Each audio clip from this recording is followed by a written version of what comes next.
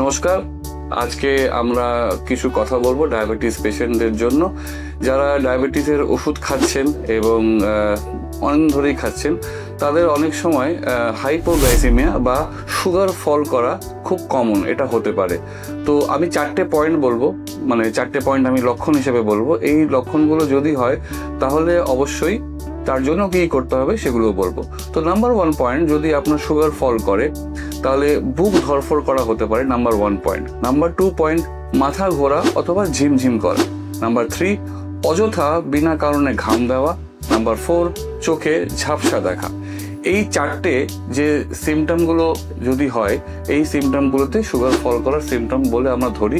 যদি এরকম কোনো সিমটম আপনার হয়, ইমিডিয়েটলি আপনার যদি ঘরে সুগার মাপার কোনো মেশিন থাকে তাতে সুগার চেক করুন, এবং যদি না থাকে তাও যদি আপনার এই সিমটমগুলো হয়, হাতের কাছে কোনো মিষ্টি কিছু রাখুন। সেটা চকলেট হতে পারে, সুগার কিউবস হতে পারে, or any form of sweet.